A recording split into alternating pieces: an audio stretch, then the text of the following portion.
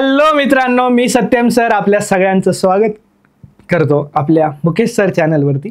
तर चला, या लेक्चरमध्ये आपण एक नवीन चॅप्टर स्टार्ट करणार आहोत, ज्या चॅप्टरपासून मुलांना खूप जास्त भीती वाटते आणि त्या चॅप्टरचं नाव आहे वेव्ह ऑप्टिक्स. बिलकुल घाबरण्याची तुम्हाला काहीच गरज नाही आहे. आपण पूर्ण चॅप्टर, जसे आधीचे चॅप्टर एकदम डेप्थमध्ये विथ क्वेश्चन सॉल्व्ह केलेले आहेत, तसाच आपण हा सुद्धा चॅप्टर इन डेप्थ आणि विथ क्वेश्चन सॉल्व्ह करणार आहोत. फक्त थोडेसे पेशन्स पाहिजे या चॅप्टरसाठी. आपण डेरिवेशन्स पण थोडेसे इम्पॉर्टंट असे काही मी तुम्हाला टिप्स आणि ट्रिक्स सांगणार आहे डेरिवेशन्सच्या. पण स्टार्टिंगला थोडंसं थ्योरी आहे, तर थोडी थ्योरीचा पार्ट जर कवर झाला 1-2 लेक्चर्समध्ये होऊन जाईल. मग लगेच डेरिवेशन स्टार्ट होतील, तर तुम्हाला जास्त प्रॉब्लेम येणार नाही. ठीक आहे, तर चला स्टार्ट करूया आपण या आजच्या सेशनला. बघा, वेव्ह ऑप्टिक्स चॅप्टरमध्ये बेसिकली आपल्याला शिकायचं काय काय ते आपण बघूया. ठीक आहे,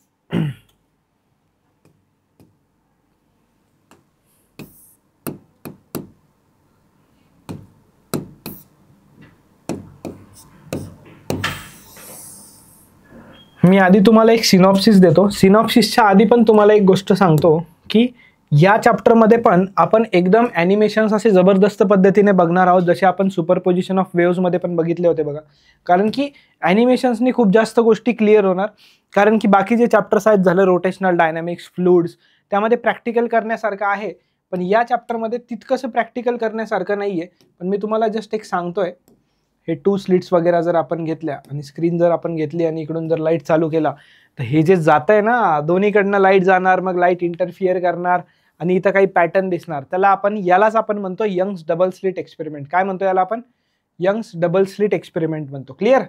तर हा यंग्स डबल स्लिट एक्सपेरिमेंट झाला. त्यानंतर डिफ्रॅक्शन झालं. डिफ्रॅक्शनचं पण आपल्याकडे ॲनिमेशन आहे जबरदस्त असं. ठीक आहे, तर नक्की मजा येणार तुम्हाला. ठीक आहे, यात काहीच डाऊट नाही आणि एकदम फील येईल तुम्हाला चॅप्टरचा. Don't worry about that. ठीक आहे, डोंट वरी अबाउट दॅट. चला, आता या चॅप्टरमध्ये आपण बघणार काय आहोत ते सांगतो मी तुम्हाला आधी. ठीक आहे, एक सिनॉप्सिस देणं गरजेचं आहे की आपण काय बघणार आहोत या चॅप्टरमध्ये. वेव्ह ऑप्टिक्समध्ये नावालाच आहे वेव्ह, तर आपण लाईटच्या बद्दल स्टडी करणार आहोत या चॅप्टरमध्ये. आणि लाईटचे 2 नेचर असतात, एक पार्टिकल नेचर असतं आणि एक वेव्ह नेचर असतं. तर आपण लाईटच्या वेव्ह नेचरबद्दल डिस्कशन करणार आहोत.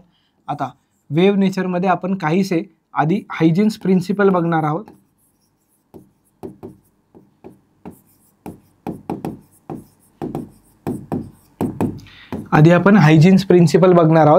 पहिला पॉईंट. ठीक आहे, नंतर हायजीन्स प्रिन्सिपल, याच्यानंतर आपण इंटरफरन्स शिकणार आहोत.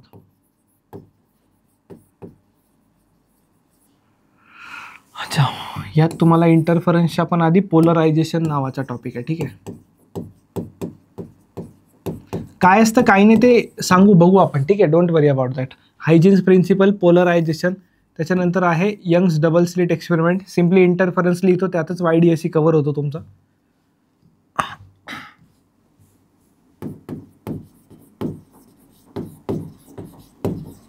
इंटरफरन्स लिहितो, त्यातच YDSC कव्हर होतोय. आणि नेक्स्ट मी लिहितोय डिफ्रॅक्शन आणि लास्ट पार्ट आहे डिफ्रॅक्शन नंतर रिझॉल्विंग पॉवर.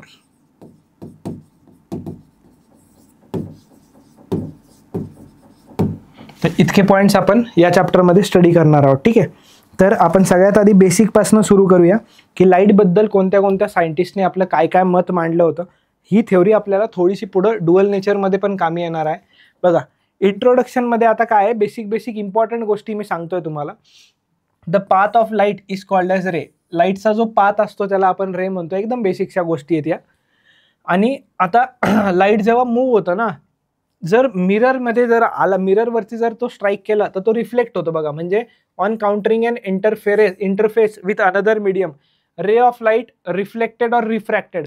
म्हणजे जेव्हा एक मीडियममधनं लाईट दुसऱ्या मीडियममध्ये जाण्याचा प्रयत्न करते, तर ती रिफ्लेक्ट पण होते आणि रिफ्रॅक्ट पण होते. ठीक आहे, तर रिफ्लेक्शन काय होतं, रिफ्लेक्शनमध्ये लॉ ऑफ रिफ्लेक्शन शिकले असाल तुम्ही स्कूलमध्ये. लॉ ऑफ रिफ्लेक्शनचा आपण प्रूफ करणार आहोत. ठीक आहे, तर लॉ ऑफ रिफ्लेक्शनमध्ये काय असतं, इन्सिडंट रे, रिफ्लेक्टेड रे आणि नॉर्मल. हे जे काय असतं ना, इन्सिडंट रे, रिफ्लेक्टेड रे आणि नॉर्मल, हे जे काय असतं हे एकाच प्लेनमध्ये लाई करतं. ठीक आहे, नेक्स्ट दुसरं असतं अँगल ऑफ इन्सिडन्स आणि अँगल ऑफ रिफ्लेक्शन सेम असतं. तर हे आपण या चॅप्टरमध्ये प्रूफ करणार आहोत.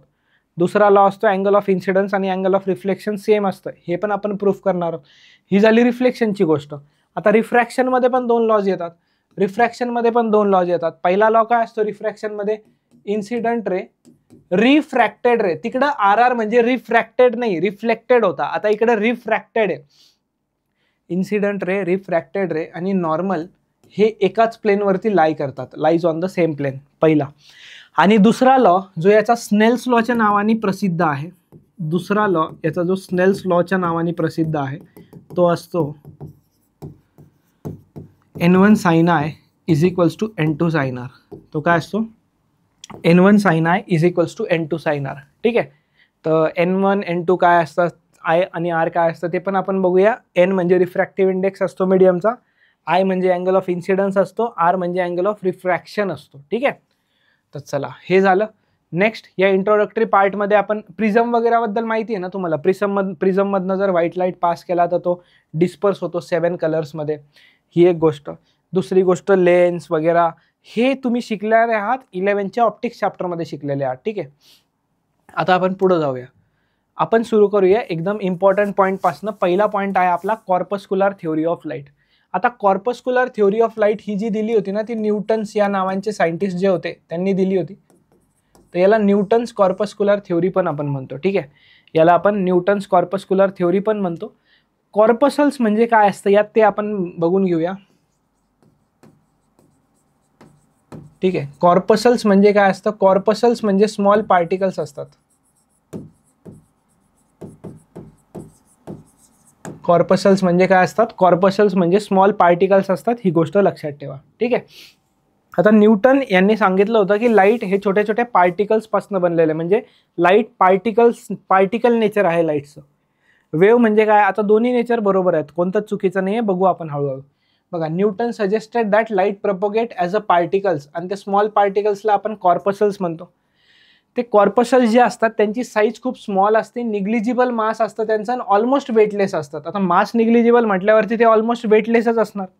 नेक्स्ट परफेक्टली इलॅस्टिक पार्टिकल्स असतात, ते परफेक्टली इलॅस्टिक पार्टिकल्स. आता इम्पॉर्टंट पॉईंट्स तुम्हाला थ्योरीवरती लिहायचे काय आहेत. लाईटचे वेगवेगळे कलर्स असतात बघा. तर न्यूटन हे आहेत, त्यांनी काय सांगितलं होतं की लाईटचे वेगवेगळे कलर हे लाईटच्या वेगवेगळ्या कॉर्पसल्सच्या साईजमुळे असतात. म्हणजे जे कॉर्पसल्स आहेत त्याच्या वेगवेगळ्या साईजमुळे त्याचे लाईटचे वेगवेगळे कलर असतात, जे की सरासर चुकीचं होतं. लाईटचे वेगवेगळे कलर हे वेव्हलेंथमुळे असतात, फ्रिक्वेन्सी रिलेटेड गोष्टी असतात, ते माहिती आहे आपल्याला. तर हे त्यांनी म्हटलं होतं different colours of light are due to different sizes of corpuscles. तर ही गोष्ट त्यांची पुढे जाऊन चुकीची ठरली होती. पण आत्ता तर सगळं खरं आहे बरं का.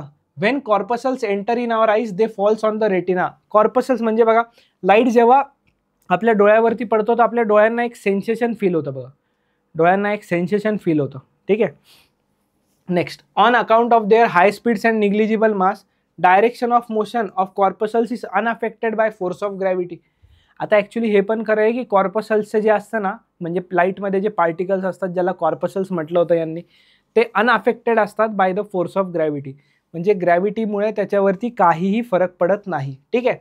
दस they travel in straight line. Newton's theory explain reflection and refraction. आता सगळे पॉईंट लिहायचं बसायचं नाही जसंच्या तसं, काही इम्पॉर्टंट पॉईंट्स आहेत तेवढेच तुम्ही लिहायचं. जसं की ह्या थ्योरीने रिफ्लेक्शन आणि रिफ्रॅक्शन प्रूफ केलं होतं. काय केलं होतं, या थ्योरीने रिफ्लेक्शन आणि रिफ्रॅक्शन ह्या गोष्टी प्रूफ केल्या होत्या. काय प्रूफ नव्हतं केलं ना ते लक्षात ठेवायचं. नेक्स्ट, आता ड्रॉबॅक्स काय काय होते त्याचे.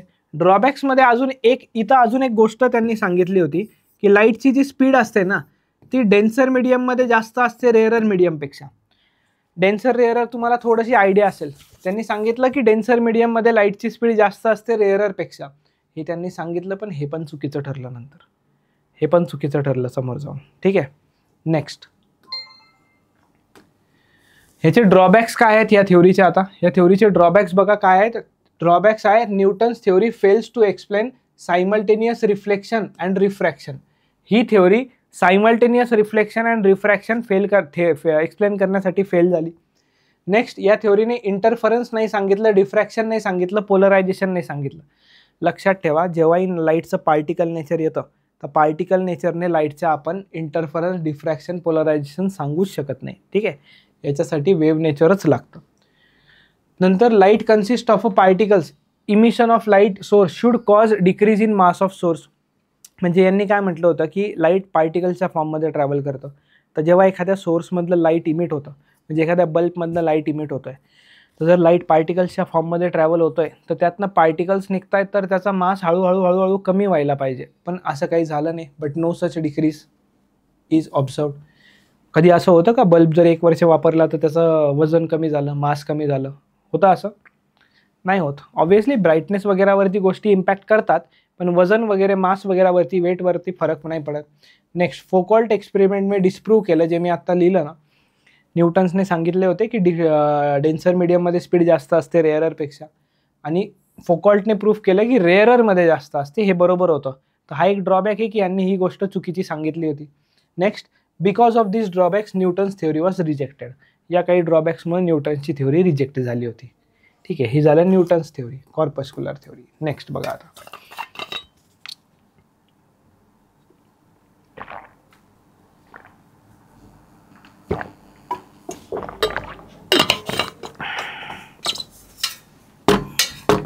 नेक्स्ट आहे, according to this theory light is propagated in the form of longitudinal waves. ठीक आहे, लाईट ट्रॅव्हल करतं in the form of longitudinal waves. आता ट्रान्सवर्स वेव्स आणि लॉन्जिट्युडनल वेव्स लक्षात पाहिजे तुम्हाला. ट्रान्सवर्स म्हणजे काय, ते क्रेस्ट्रफच्या फॉर्ममध्ये ट्रॅव्हल करते, आणि लॉन्जिट्युडनल म्हणजे काय, कॉम्प्रेशन रेअर फ्रॅक्शनच्या फॉर्ममध्ये ट्रॅव्हल करते. बट हायजिन्स वेव्ह थ्योरी ही सगळी बरोबर होती, भरपूर ऑलमोस्ट गोष्टी सगळ्या बरोबर होत्या. ही गोष्ट एक चुकीची होती, कारण की लाईट एक लॉन्जिट्युडनल वेव्ह नाही आहे, लाईट एक ट्रान्सवर्स वेव्ह आहे. लाईट कोणती वेव्ह आहे, ट्रान्सवर्स वेव्ह आहे. ठीक आहे. Next, different colours of light are due to different wavelength of light. हा, हे बरोबर होतं. आधी न्यूटन्सने सांगितलं होतं पार्टिकल्सच्या साईजमुळं असतं, यांनी क्लिअर सांगून दिलं की वेवलेंथमुळं असतं. ठीक आहे. When light waves enters our eyes we get sensation of light. जेव्हा लाईट वेव्स आपल्या डोळ्यात एंटर करतात तर तेव्हाही आपल्याला सेन्सेशन फील होतं. ठीक आहे. These waves are emitted by source of light and travels with uniform velocity in a homogeneous medium. आता यांनी काय सांगितलं, ह्या ज्या वेव्स आहेत त्या सोर्सनी इमिट केल्यानंतर एका होमोजिनियस मीडियममध्ये कॉन्स्टंट व्हेलॉसिटीने ट्रॅव्हल करतात. म्हणजे जसं की आता रूम झालं किंवा वॉटर झालं, याच्यात जो लाईट ट्रॅव्हल करेल तर प्रत्येक पर्टिक्युलर मीडियममध्ये सेम व्हेलॉसिटीने ट्रॅव्हल करणार. नेक्स्ट, आता ही गोष्ट बघा, लाईट कोणती वेव्ह म्हटले, लाईट आता व्हॅक्यूममधनं ट्रॅव्हल होते की नाही होते? होते. लाईट व्हॅक्यूममधनं सुद्धा ट्रॅव्हल होते. केव्हा? कारण की जेव्हा सनपासनं अर्थवरती लाईट येते ना, तर मध्ये खूप सारे असे गोष्टी, असे एरिया आहेत, असे रिजन्स आहेत की तिथं व्हॅक्यूम आहेत, तर ती व्हॅक्यूममधनं सुद्धा ट्रॅव्हल होऊन येते. पण साऊंड ट्रॅव्हल होत नाही. म्हणजे याचा अर्थ लाईटला मीडियमची गरज नाही आहे, व्हॅक्यूममध्ये सुद्धा ट्रॅव्हल करते. पण यांनी सांगितलं का हायपोथेटिकल मीडियम कॉल्ड ॲज लुमिनिफेरस इथर is present everywhere for propagation of light. म्हणजे जिथं काहीच नाही आहे तिथं इथर नावाचा एक सबस्टन्स प्रेझेंट असतो असं त्यांनी सांगितलं. हे चुकीचं होतं, आणि त्याला त्यांनी म्हटलं लुमिनिफेरस इथर. ठीक आहे. आणि म्हटले इथर is present in the vacuum as well as in material bodies. म्हणजे इथर व्हॅक्यूममध्ये पण प्रेझेंट असतं, सगळीकडे असतं. हे त्यांचं चुकीचं होतं. ते म्हणतो ना, एक खोटं बोललं की 10 खोटं बोलावं लागतात प्रूफ करायला, म्हणतात ना तसं. बस तसंच झालं. काही गोष्टी खोट्या सांगितल्या, जसं लॉन्जिट्युडनल वेव्स, तर मग हे पण खोटं बोलावं लागलं. हायपोथेटिकल म्हटले, प्रूफ नव्हता त्याचा काहीच. नेक्स्ट, इथर प्रेझेंट इन व्हॅक्यूम वगैरे हे म्हटले, आणि light waves propagate through vacuum to the presence of ether असं म्हटले. बट इथरच्या प्रेझेन्समुळे ते काय व्हॅक्यूममधनं ट्रॅव्हल करतं अशातली गोष्ट नाही आहे. लाईट असाही ट्रॅव्हल करतो, त्याला मीडियमची कशाची गरज नाही आहे. आता याचे ड्रॉबॅक्स काय होते? एक्सपेरिमेंटली मायकलसन आणि मॉर्ले नावाचे सायंटिस्ट होते, त्यांनी प्रूफ केलं की हायपोथेटिकल मीडियम लुमिनिफेरस इथर असं काहीच नसतं. यांनी तसंही हायपोथेटिकल म्हटलं होतं ना, तर यांनी सांगितलं मायकलसन अँड मॉर्लेनी की लुमिनिफेरस इथर नावाची अशी कोणतीच गोष्ट नसते. Next, rectilinear propagation and polarisation of light can not be explain on the basis of this theory. Rectilinear propagation म्हणजे स्ट्रेट लाईन जे ट्रॅव्हल करते स्ट्रेटमध्ये, ते प्रूफ नाही केलं. आणि दुसरं पोलरायझेशन पण याच्याने प्रूफ नाही होत. मग कशाने प्रूफ होतं ते आपण पुढं बघूया. ठीक आहे. It was modified later that light is a transverse. हां, मी म्हटलं ना लॉन्जिट्युडनल असते लाईट, कोणती वेव्ह असते? ट्रान्सवर्स वेव्ह असते. ट्रान्सवर्स वेव्ह म्हणजे काय? क्रेस्ट आणि ट्रफच्या फॉर्ममध्ये ट्रॅव्हल होणारा लाईट. ठीक आहे. Next, several phenomena of modern physics. काही फेनॉमेना, आता बघा हे जे फेनॉमेना आहेत ना, photo electric effect, Compton effect, अजून एक येणार इथं रमन इफेक्ट, हे सगळे लाईटच्या पार्टिकल नेचरने प्रूफ होतात. नेक्स्ट चॅप्टर्समध्ये बघूयाच आपण, हे बघणारच आहोत. तर हे पार्टिकल नेचरनी प्रूफ होतात, वेव्ह नेचरनी प्रूफ नाही होत. आता लाईटचं कोणतं नेचर बरोबर आहे सर? दोन्ही बरोबर आहे. पार्टिकल पण खरं आहे, वेव्ह पण खरं आहे. काही फेनॉमेना असतात ते वेव्हनी प्रूफ होतात आणि काही फेनॉमेना असतात ते पार्टिकलनी प्रूफ होतात. ठीक आहे. तर photo electric effect, Compton effect हे एक्सप्लेन होत नाही या थेअरीच्या बेसिसवरती. ठीक आहे. नेक्स्ट, याचे मेरिट्स काय होते? यांनी प्रूफ केलं according to this theory velocity of light in rarer medium is greater than velocity of light in denser medium. ही एक गोष्ट बरोबर होती. This theory gives perfect explanation of reflection and refraction.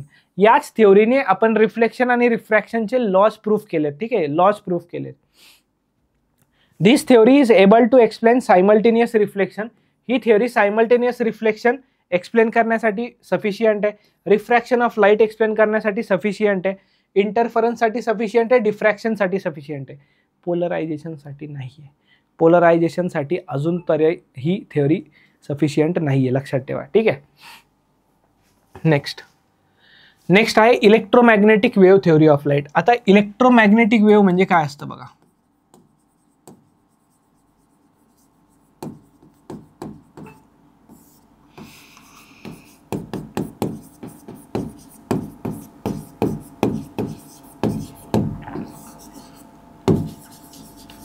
Electromagnetic म्हणजे इलेक्ट्रिक फील्ड आणि magnetic field. काय असतं? Electric field आणि मॅग्नेटिक फील्ड. ठीक आहे.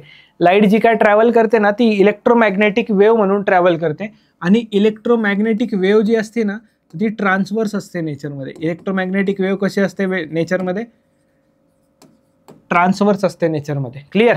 Next, light is propagated in the form of transverse electromagnetic wave of very short wavelength. Electromagnetic waves are transverse in nature, they do not have any charge. आता electric field आणि magnetic field दिसतंय.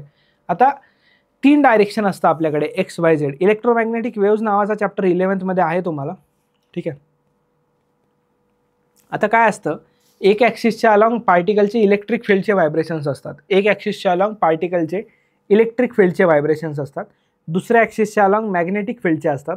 तरी एक तिसरा axis उरतो, त्याच्या along light travel करते. म्हणजे जर इलेक्ट्रिक फील्डचे व्हायब्रेशन वायमध्ये, मॅग्नेटिक फील्डचे पार्टिकलचे व्हायब्रेशन झेडमध्ये, तर लाईट एक्समध्ये ट्रॅव्हल करत असणार. Light always travel in the direction of E cross B. ठीक आहे. Next, they do not need any medium for their propagation. बरोबर आहे. लाईटला प्रपोगेशनसाठी कशाचीच मीडियमची गरज नाही आहे, ते व्हॅक्यूममधनं सुद्धा ट्रॅव्हल करू शकतं. They consist of vibrating electric field called as electric vector E. ते vibrating electric field electric vector E and magnetic field called as magnetic vector B याच्या कन्सिस्ट केलेल्या असतात. Direction of E B and C are mutually perpendicular. म्हटलं ना, एकमध्ये जर light travel करतोय, जर एकामध्ये ई आहे तर एकामध्ये बी आहे, तिन्ही एकमेकांना काय असणार? परपेंडिक्युलर असणार. नेक्स्ट, याचे ड्रॉबॅक्स काय होते या थ्योरीचे? ह्या थ्योरीने, आता ही थ्योरी कोणत्या कशावर बेस्ड आहे? वेव्हवर बेस्ड आहे ना. वेव्हवर बेस्ड असली ती photo electric effect, Raman effect आणि कॉम्प्टन इफेक्ट सांगू शकत नाही. Photo electric effect, Compton effect आणि रमन इफेक्ट सांगू शकत नाही. बस, सिंपल. नेक्स्ट असतं क्वांटम थ्योरी ऑफ लाईट. आता क्वांटम थ्योरी ऑफ लाईट म्हणजे काय असतं बघा. क्वांटा म्हणजे काय असतं ह्याच्याबद्दल थोडंसं डिस्कशन करतो. केमिस्ट्रीमध्ये आहे तुम्हाला स्ट्रक्चर ऑफ ॲटममध्ये. क्वांटा म्हणजे स्मॉल पॅकेट्स ऑफ एनर्जी.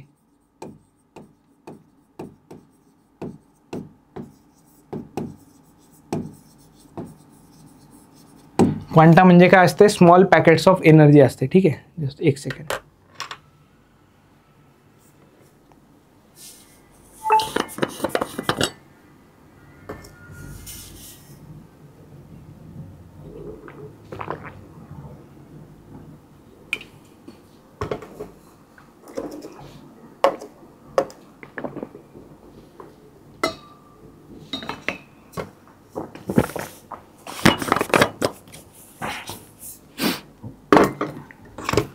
चलो, क्वांटा म्हणजे काय असतं? Small packets of energy. आता ॲक्च्युली क्वांटम थेअरी ऑफ लाईटच्या अकॉर्डिंग म्हणजे क्वांटा म्हणजे छोटे छोटे पॅकेट्स ऑफ एनर्जी, पार्टिकल्स. आणि ह्याच स्मॉल पॅकेट्स ऑफ एनर्जीला आपण फोटॉन्स म्हणतो. याच्याबद्दल आपण खूप जास्त डिटेलमध्ये करणार आहोत. करणार आहोत डुअल नेचरच्या चॅप्टरमध्ये, चॅप्टर नंबर 14 मध्ये. काय म्हटलं याच्यात? Einstein's made use of Planck quantum theory of black body radiation as a basis of his theory. According to this theory, radiation is not a continuous process but discontinuous one. आणि light propagate करते in the form of packets और bundles of energy. त्या packets और bundles of एनर्जीला आपण म्हणतो photons. काय म्हणतो आपण त्या पॅकेट्स और बंडल्स ऑफ एनर्जीला? फोटॉन्स. तिथं मी नाव दिलंय तुम्हाला. Next, photo electric effect, Compton effect, spectrum of hydrogen atom, हे एक्सप्लेन होतं या थ्योरीने. या सगळ्या गोष्टी काय होतात? या थ्योरीने एक्सप्लेन होतात. ठीक आहे. नेक्स्ट, आता ड्रॉबॅक्स काय या थ्योरीचे ते आपण बघूयात.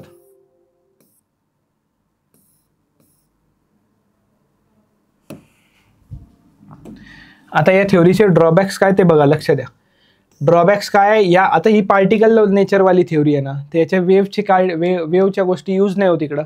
तर इंटरफरन्स, डिफ्रॅक्शन, पोलरायझेशन हे एक्सप्लेन नाही होऊ शकत.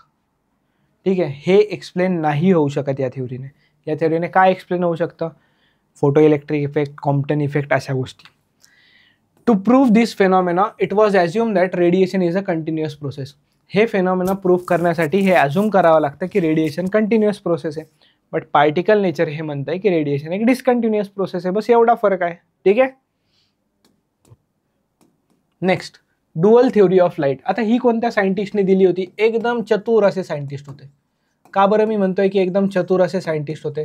अरे बाळांनो, जेव्हा सगळे सायंटिस्ट भांडत होते, कोणी म्हणतंय हे वेव आहे, कोणी म्हणतंय हे पार्टिकल आहे, तेव्हा हे आले आणि म्हटले भांडणं करू नका, आपण लाईटला दोन्ही नेचर देऊ, भांडणं सोडून टाका आता. ठीक आहे, कधी पार्टिकल म्हणू, कधी वेव म्हणू, पण दोन्ही म्हणू, भांडणं नका करू. बस. डुअल म्हणजे काय? डुअल म्हणजे डबल. दोगला आहे लाईट, दोगला है लाईट हमारा. म्हणजे लाईटचा पार्टिकल पण नेचर आहे आणि वेव पण नेचर आहे. Dual nature theory was propose by de Broglie 1923 मध्ये. आणि ही लेटेस्ट थ्योरी जी आपण स्टडी करतो याला आपण मॉडर्न फिजिक्समध्ये बघतो. ते नावाला मॉडर्न आहे, बाकी खूप जुनं आहे. ठीक आहे, चला. Light as a double nature that is wave as well as particle. Wave nature was accepted to explain. Wave nature accept केलं काय? प्रूफ करायला? Reflection, refraction, interference, diffraction, polarisation, याच्याने वेव नेचर यूज केलं आहे प्रूफ करण्यासाठी. आणि wave nature of light dominate करतं जेव्हा लाईट इंटरॅक्ट विथ लाईट. म्हणजे जेव्हा एक लाईट दुसऱ्या लाईट सोबत इंटरॅक्ट करते तर तेव्हा लाईटचं वेव नेचर डॉमिनेट करतं. आणि पार्टिकल नेचर ॲक्सेप्ट केलं जसं की photo electric effect, Compton effect हे सांगायला. आता पार्टिकल नेचर पण डॉमिनेट करतं लाईटचं पार्टिकल नेचर पण डॉमिनेट करतं जेव्हा लाईट इंटरॅक्ट करतं स्मॉल पार्टिकल सोबत. फोटॉन, क्वांटा, जेव्हा लाईट स्मॉल पार्टिकल सोबत इंटरॅक्ट करतं तर पार्टिकल नेचर सुद्धा डॉमिनेट करतं. ठीक आहे.